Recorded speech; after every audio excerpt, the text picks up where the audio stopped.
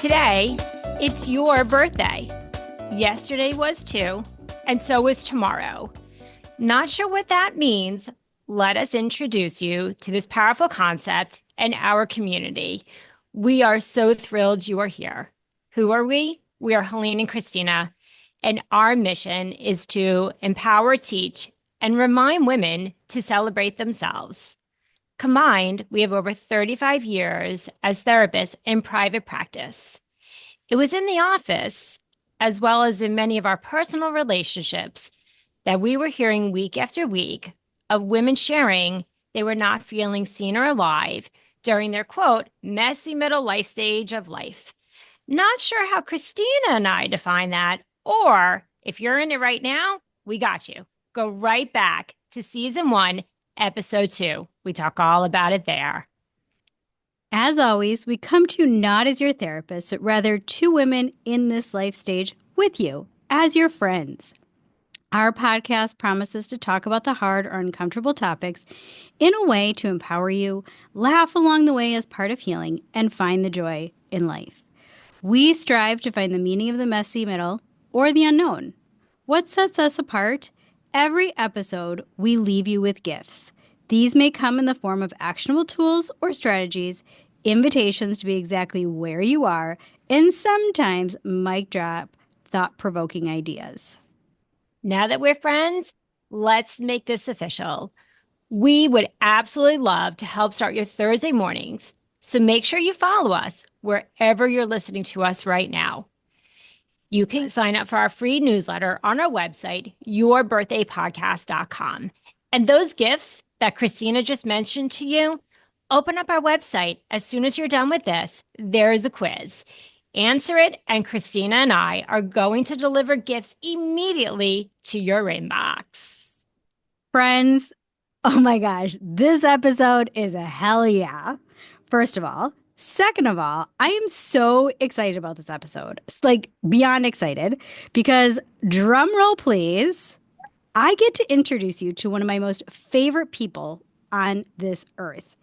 You probably already know her because I do talk about her a lot. This is my sister. Well, technically my sister-in-law, but let's use sister, Julie. As you all know, I'm one of her biggest fans. We are so excited to do this episode with her. Julie is not only brilliant as a woman friend expert in all the things nonprofit, all the things marketing, networking, and she is the best aunt and sister. And friends, Julie and her partner have made a conscious choice to not have human children. They have lots of fur children.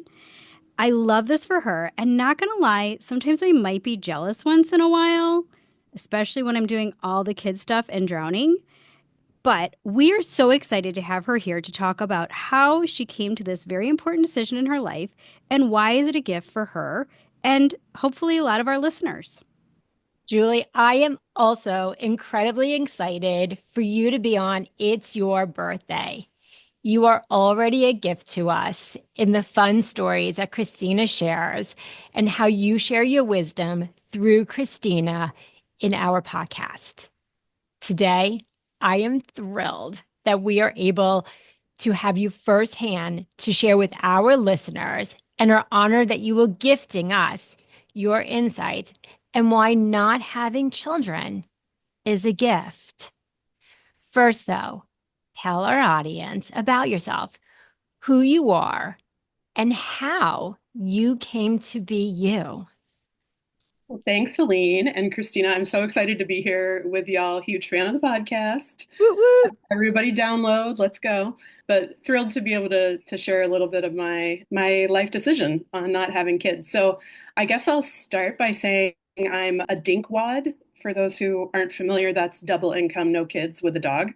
And I have 3 cats. I'm not sure how that changes the acronym, but that's a little bit about me. I've been married for 12 years, grew up in Florida, but I've been a Minnesotan for 27 years, so I consider myself full-bred Minnesotan. In terms of how I came to be me, I'm definitely a product of my mother, and Christina knows this well. Oh, yeah. My mother loved being pregnant. She loved being a mother. She loved having kids, being a grandma. She taught Lamaze for Oh. years. She was a school grade teacher for some time. So I really honestly don't know anyone who has a stronger maternal instinct than my mother. So I guess maybe it skips a generation. It's kind of odd that I didn't follow in her path, but she is very much responsible for shaping who I am. Yeah. Julie got to inherit pictures of her birth. Terrifying pictures of my birth, which Maybe, may have impacted my maybe it decision. helped. Yeah, Yeah. saw that and So, was like, no, thank you. Julie, how did you make the decision that children were not something that you wanted for your life? Yeah, I think I came to it over time. I wouldn't say that it was like, that I just immediately decided this is not for me. I think it happened over the course of probably several decades. But I do think being a child of multiple divorces had a lot to do with my decision. I remember always being worried about like, oh my gosh, I had some trauma in my childhood. I don't want to inflict that same sort of trauma or grief on my own children. I also, like a lot of teenagers, had a bit of a troubled teenage life, doing things that were not super smart. And I remember thinking, like, how am I going to tell my kids not to do drugs or smoke or have sex before they get married or something? How am I going to say that to them with a straight face without being completely hypocritical? And then I think there was also the decision of, thinking through financial impacts and the psychological aspect of having kids. Was I in a position to financially provide for them? Could I actually handle being a parent? Was I with the right partner? Was I willing to change everything about my life to bring kids into this world? And I think ultimately I just got to a stage in my life and with my age where, it just became something I didn't think about anymore. Like the decision was kind of made. Wow. So you kind of answered this question, but I'm going to ask it anyways. You kind of answered the question. But before you had that awareness of like, can I do it financially? What would it look like psychologically? Before all the spiraling of like the questions, it sounds like the Rolodex of the questions that you were asking yourself, before all that, did you ever dream of having children ever? Or for you, was it like, no, it was never a dream? My mom's dream, hell yeah, as Christina would tell us, it was a hell yeah for your mom. But for you, did you ever even dream about it, or you just knew and then honored it for yourself?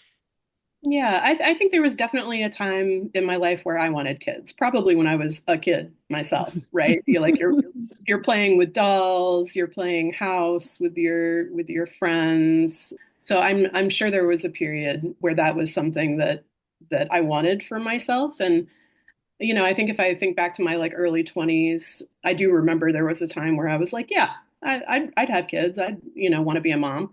But, I think I'll be honest. I think up until I met my husband in 2006, I was never with anybody who I felt would be a good parental partner, Hmm. Mm. right? Like the people that was in intimate relationships with either didn't want kids themselves or it wasn't on their radar. It wasn't really something they were thinking about, or I just knew like this is not my life partner. This is not the person I would want to bring children into the world with. So it just wasn't really that pressing of a topic of conversation. And my husband and I certainly had conversations about having kids. Before we got married, we talked about that, and we ultimately decided to go in a different direction. But yeah, sure. I'm sure there was a point where I was like, yeah, kids could be in the cards, but it just changed. Yeah. Thanks. That's awesome. And I have to give a caveat because my brother-in-law is like an amazing giant kid himself in a good way, not like in a, you know, man-child way. But when he gets with my kids, like he plays next level with them. So, yeah. I mean, I think that you guys really had some good conversations about it because you both are wonderful with children. Yeah. So that's amazing. Okay. How has not having children been a gift to you? This is two parts. Yep. And what do you think the gifts are for our audience if they are deciding or have made that same decision? Yeah, I think I'll start by saying, especially compared to most parents that I know, I have a pretty quiet life, right? I know Christina will laugh at me when she calls me at like 10 in the morning and I'm like, oh, I'm still in bed. And she's already been to like the grocery store and taken the dogs out and gotten the kids to their activities. Yeah. And I'm still in my pajamas, drinking a cup of coffee.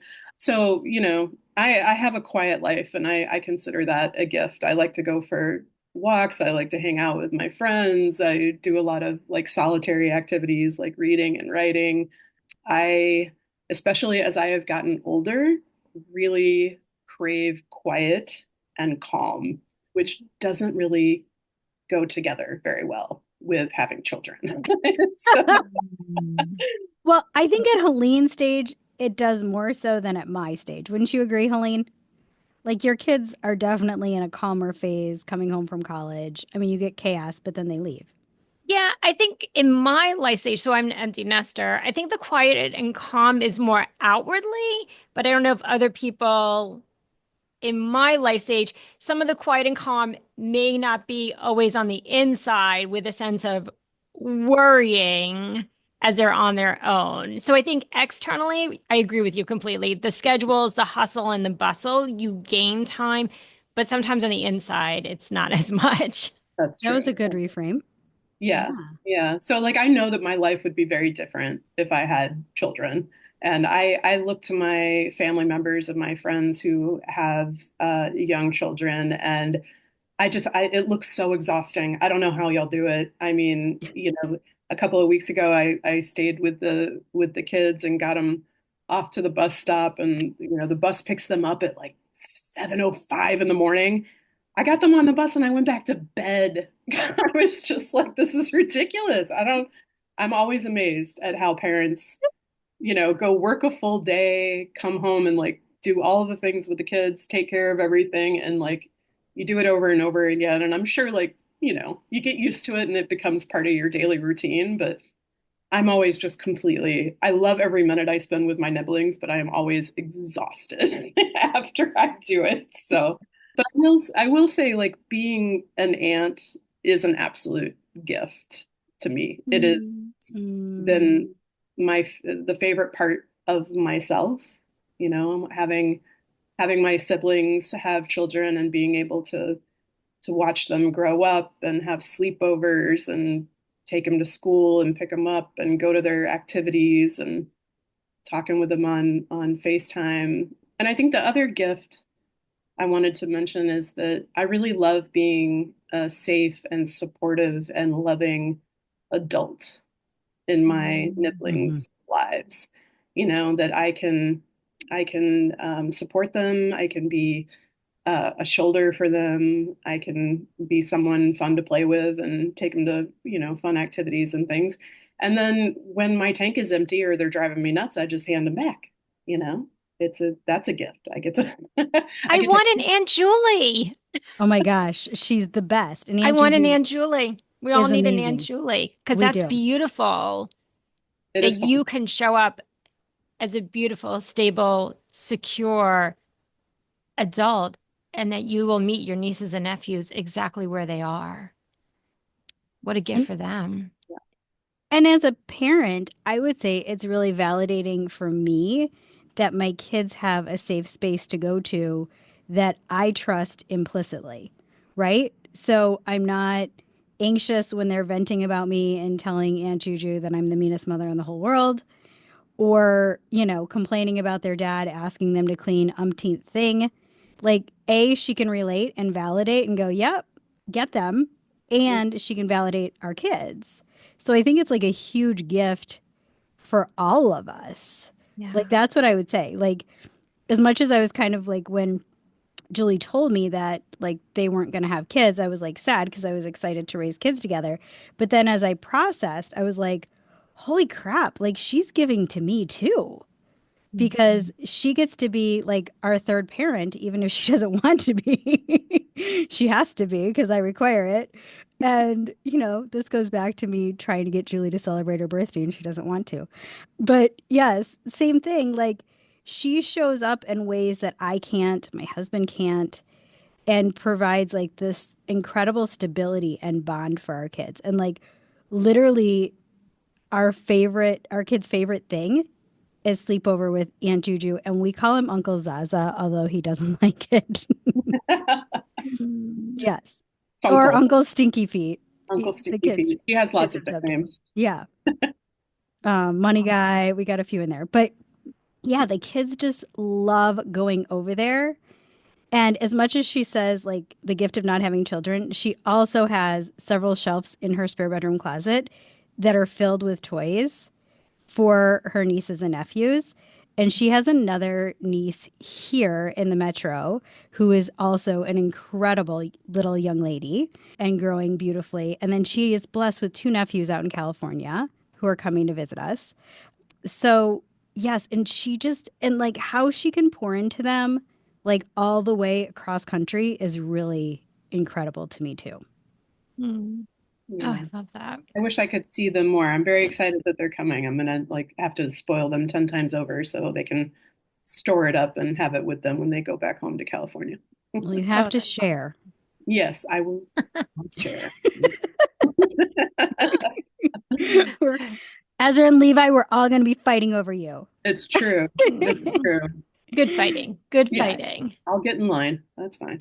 No, no, So, no. You'll be Julie, in the you front of may the line. be ahead of some people in our audience, perhaps, that if they're not hitting this roadblock, but this experience that maybe them and their life partner may be at a crossroads. Are they going to have children? They're not going to have children. Some of how you handled it may be helpful for them. So, what I mean by that is, was there ever a time that you and your husband disagreed about having children? And if so, how did you handle it? And if you didn't, if you were always on that same page, is there any wisdom or guidance that you would give to our audience of how to navigate that conversation that you found helpful in your own relationship? Yeah, I very lucky in that my husband and I have never disagreed about whether or not to have kids. I think what's been really helpful for us is, we've been married 12 years, we've been together 18 years. Mhm. We talk about it a lot, like we have these like relationship check-ins every year when we're celebrating our anniversary. I always like bore him to tears with this list of relationship check-ins Oh, I where I'm love like, that. like how are we Yeah, we feeling need to about have our, you on for that. yeah, like what do we want to change? What do we want to do differently? What do we want to prioritize in our relationship? Are there things that we need to address? So we've had lots of different conversations over the course of our, relationship together. And I think that's been helpful to like periodically check in. Like, are you still okay with this decision? Are you feeling differently about it? Do you want to change anything about it? And that's helped us even evolve our own thinking about how we can be supportive adults in other people's lives, right? Like we've had conversations about potentially fostering, about especially, kids who are aging out of the foster system but still need those supports. So, it's given us an opportunity to talk about those scenarios. But I got to give my husband credit. Like he's always been so amenable to this. He's like, if you want to have kids, great, we'll have kids. If you don't want to have kids, that's fine. We won't have kids. And he always says, like, ultimately, it's like your choice. He's always felt that way, that like I should be the deciding factor because, as the human with the body parts that are required for birthing children, Hmm. that I should have like, I don't know, I guess a little bit more weight in the decision. I love that. So yeah, appreciate that for sure. So, what a Mm. great gift that on top of ways that you can have the conversation with your partner, you've sprinkled in to our audience like an end of the year or an anniversary inventory that you can have with your Yeah. partner. So, thank you for that bonus gift, Julie. I love that. Me too. I know. I feel like we need to have a relationship episode with her now, too. That's amazing. So, Julie, we live, and you know this so well, in a culture that believes everyone needs to be parents, especially if you're a heterosexual cisgender couple. How do you handle people when they feel the need to encourage you to have children, tell you to have children, ask you if you're going to have children, and all those lovelies that come with that, meaning sarcastically? Hmm. Yeah, I mean, I obviously as I've gotten older, the pressure and the encouragement and the questions have certainly diminished, but I've had my fair share, going to family reunions or holiday parties and, people, you know, have asked like, when are you and Zach going to decide to have kids? When are we going to have some more cousins? When are we going to have some more grandbabies? All of those things. So certainly have had my fair share of that. But, I will say this. I've learned I think over the years that when people ask, do you have children or are you planning to have children? I think it's a question of like relatability, right? It's people looking to see if you have something in common, if there's a shared experience that they can connect with you on. So I've learned to understand that a little bit more and be like less offended or irritated when people ask me that question. And then I use it as an opportunity to tell them about my awesome nieces and nephews and my adorable dog Millie and my three cats. So, they get to hear about all of that. And I love seeing people's pictures of their kids. I have a friend, I love her dearly. And every time we get together, we spend like a good 20 minutes looking at photos of her children's like recent activities and things. And I love it. So I think, certainly as I've gotten older, it's become less of an issue. But yeah, I'm trying to remember like how maybe I responded when I was younger, if I got snarky about it, or if I just said like, nope, don't have kids, don't want them, and just like left it at that. I don't know. That's really not my personality. So No, it isn't. yeah. So I love the way, and I'm gonna like bridge that question that Christine just asked you a little bit more. Mhm. In the professional world, do you get asked about children? And if so, how do you handle it? But before I have you answer, for our listeners, if you had just listened one of our past episodes on the gift of confidence, Julie just nailed it right there. Yeah. As she has gotten older and people have asked her, she's able to identify what she thinks might be coming up is a space of relatability and that she uses that to fuel connection and she says it in a confident way. So I just wanted to point that out and really celebrate that, Julie. Yeah. But back to the question, if it Mhm. comes up in your professional world, how do you handle it? And how would you maybe encourage people who run into that as well? Any gifts for them? Yeah, I was trying to think a little bit more about this as I was preparing. I don't know that it's come up as much in my professional career, and that may have something to do with the fact that I'm in the nonprofit sector and people are I don't know, maybe more in tune to Hmm. appropriate conversations to have in the workplace, perhaps. So, I'm sure it has come up at like networking events, again, trying to find that commonality and a point of connection for people for it to come up. But I will say, I just want to share, I loved the experience that I had at a previous nonprofit that I worked at. My executive director, I was there for the birth of all three of her children. Not physically present for the birth of her children, but like working at the organization. And I just loved watching how we as an organization supported her through her maternity leave. And, I remember she would bring her kids into the office and we would like take turns holding them and playing with them. And we turned a room, like a storage room, into a wellness room. So she would have a place to nurse or take a break or put the baby down for a little bit. And I just, I love seeing that. I hope more organizations are being more supportive about that and just, recognizing that women can, do all of the things, but we as like our colleagues and maybe folks who don't have kids, like it, if you feel it in your heart and in like your compassionate spirit to help show up for those people and support them in that way, what a beautiful thing, right? Love that. And I think what I love about this is like you have chosen to consciously be in communities with kids and communities without kids, and you get to go in between and where you want to go, which is really incredible to me. Okay, so a lot of people joke about having kids, meaning somebody gets to care for you when you're old and gray. And, as we were prepping for this, I said to Julie, I remember we were at something together and I couldn't tell you if it was like a family event, a social event, something like that. But somebody made a joke to you and I got really snarky and protective of you. But I want you to answer it this time. How do you handle when people say, who's going to take care of you when you get old? Yeah, I mean, this is jokingly, but also somewhat serious. Like, this is why I spoil my nibblings. This is why I want to She's be, investing. yeah, She's investing in a I am relationship. Love investing. it. I want them to know that I'm like, cool Aunt Juju and, spoil them and take them places and do fun things with them so that when I'm old and gray, that they'll check in on me and, bring me some soup or and come visit me in the home or whatever.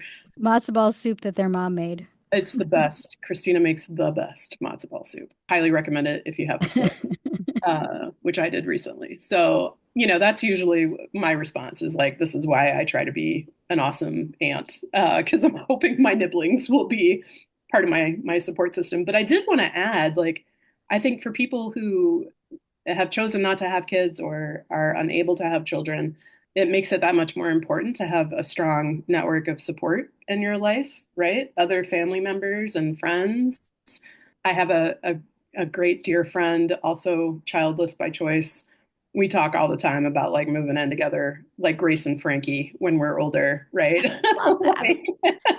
like having this support, this network of support of people that you can count on to have, maybe like a shared living situation or, people who would check in on you. It's why it's important to me and my husband that we, save for retirement, and take care of ourselves Hmm. so that we're, healthy and hopefully not like an extensive burden on people in our older years. But I think it's really important to have that network of support as someone who doesn't necessarily have kids. Like you got to be thinking of be nice to everybody because they might be helping you out later in life. Mhm.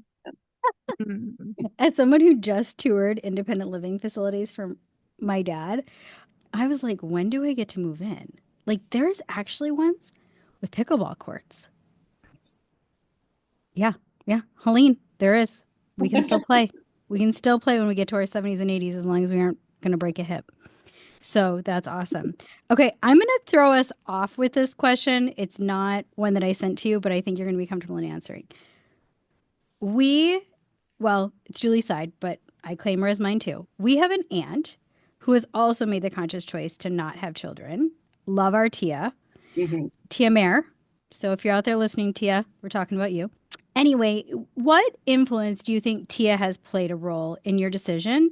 And kind of, did you consult with her? Did you talk with her? Like, give me some insight of like, how did she sprinkle into you with this Oh decision? man, I'm so glad you asked this question, Christina.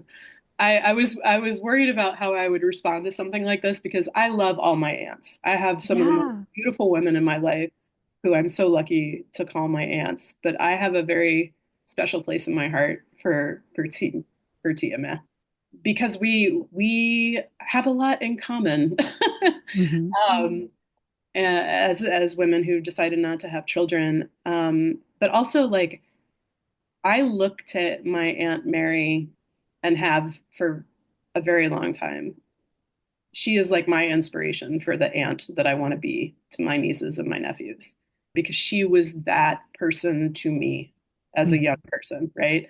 I could always call her and vent. And like you were saying earlier, Christina, I could call her and be like, oh my God, dad's doing this, or mom's won't let me go here, or, I'm really upset about what this stupid boy said to me. And she, would always pick up the phone and always listen and provide advice. And I have so many wonderful memories with her of, she taught me how to sneak candy into the movie theater. Like, like she's just, oh my God, just a gem of a human being.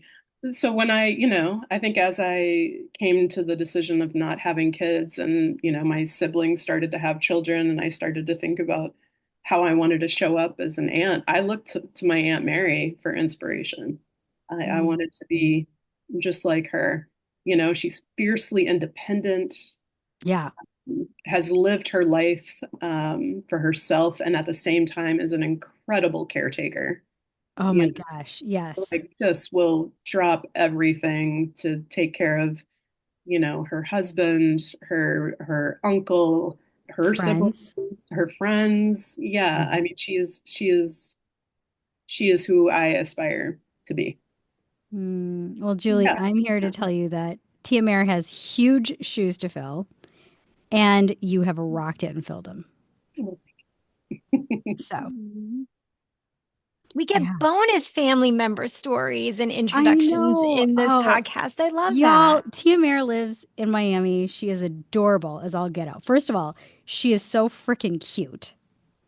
And She's second of all, she is so fun. She has the most contagious laughter. And her husband, who's now passed, Uncle Marcy, I will never forget his little British chuckle. Like, it is probably, oh my gosh. Like, I still have a video with him. And every so often, when I'm having a rough day, I pull out Uncle Marcy's laughter because it just is contagious. hmm And they, they just had a love. They just had a love for each other. And it was really special. hmm Yeah. So, Julie, you picked an amazing role model and you've nailed it. Thank you. Thank you. Yeah. She is a gift to me. Awesome. hmm But those that are focused on not having children or contemplating not having children, in what ways, I guess, in what ways do you see that your life is better for the choice that you made?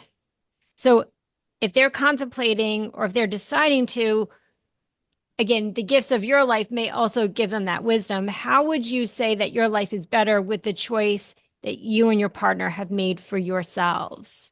Yeah, thank you for that question. I think the biggest the ways in which our life is better or has worked out in a way that suits us is that we get to dictate our life, right? We get Oh, to you get an decide. it's your birthday really every day. Yeah, for real. That's true, Like we get to just decide how we want to spend our time, where we want to go, how we spend our money. And yeah, I struggle with that sometimes because, part of our culture is like, oh gosh, is that a selfish thing to say, right? That Mhm. that we get to make our own decisions and we don't have to think about kids when we're considering like where we want to travel or how we want to spend our savings, like, but it's the decision that we made and it suits our disposition too. I think that's a big part of it. I need that like calm and quiet in my life, and I would probably venture to guess that my husband does too. He gets easily overwhelmed. I get easily overwhelmed Mhm. and stressed out by things. And when I think about if we had kids, I just don't know. I just don't know if we could have like survived that, to be honest with you. So I think the decision not to have kids really suits our disposition, our abilities as human beings, our capacity to be able to give to other people. And I think like to the conversation about Aunt Mary, I don't know if I would be able to give myself in the ways that I do to like my other family members and my friends and my community, which is a huge part of my life, being engaged in my community. I don't know that I'd be able to be as engaged as I am if I had children. I see parents who do that and I think they are like amazing rock stars and like I just God bless you, thank you. I just don't know that it would have been in me to do that. Mhm. So, yeah, I think, not having kids has allowed me to like show up for others in a way that's really important to me and that I value in my life. So, Yeah. And I think it's allowed you to be an advocate and an activist for things that make this world a better place for children I hope so. because you've Yeah. been able to plug yourself in places rather than going to competitive dance this weekend. I'm so excited for that one. Very excited. That makes one of us. I can tell you are too. No, I mean, I'm excited to see her, but Yes. I'm not equipped for this. Yeah, no, I love this. And Julie, thank you. Thank you for joining us. Thank you for giving us your wisdom and sprinkling in all the joys of this. And also just how you really made a conscious decision over time. It wasn't an abrupt decision. It wasn't, you know, something that you were like angry about or bitter about. It was just, this is the right decision for us. And here's what I would say. If our audience is saying, look, I've never wanted children. This isn't my passion. This isn't my heart. I don't like kids. I would also say, friends, give yourself permission if that's who you are. Like the It's Your Birthday movement is all about being who you are and being authentically yourself. So, Julie has chosen and made a conscious effort to really pour into the other children in her life since she chose not to have children. But if pouring into children is not your jam, that's okay, friends. That's okay. You don't have to be the incredible Aunt Juju. And if you love kids but you don't want them for yourselves, Aunt Juju is the most amazing role model to create that in your life. It is such a gift. So, thanks for sprinkling in fun stories and life into almost all my stories. You know, I talk about you a lot. And even if I don't mention you, I hope when you hear the episodes that you're like, oh, she's talking about me. I pick up on it occasionally. And you know that I adore you. And I'm so thrilled that Helene got the opportunity to hang out with you today. It's like having two of my most favorite people all together, which is really, really fun for me. And so thank you, thank you, thank you from the bottom of my heart and the top of a cake, since we can't celebrate you with a I know birthday my cake. cheeks are like all squeezed up from meeting Julie because I've been hearing about you for years. So Right? this was a delight, an absolute delight. Like I don't like flying and I want to come to Minnesota and like squeeze her and be her niece, but all the things. But friends, if you tuned in today, probably one of three things are going on. One, you might be questioning, do you want to have children? And we hope you can see the three of us, especially Julie, sitting right next to you, having coffee, validating you, listening to you, and just sharing her experience. You might just needed the validation, and you have the three of us to give you a hell yeah. You get to have It's Your Birthday day with this. Yes. Or you may just absolutely want to be like me and now have your cheeks up. You wanted to meet Julie because she sprinkled in and you heard Julie was coming and you stayed the whole time. All three are amazing. If you know anyone who could benefit from this, as soon as we're done, please share this. Christina and I would be honored if you left us a positive review wherever you listen to us. As Christina just shared, we only exist because of you. We grow with you. Follow us during the week. We're all over and growing. We're hanging out on Pinterest, LinkedIn, Facebook, Instagram, and YouTube. Christina's up on I think the next Monday. So Christina's going to be doing gifts from the couch, and then check us out next Thursday. Until next week, happy birthday. Happy birthday, friends.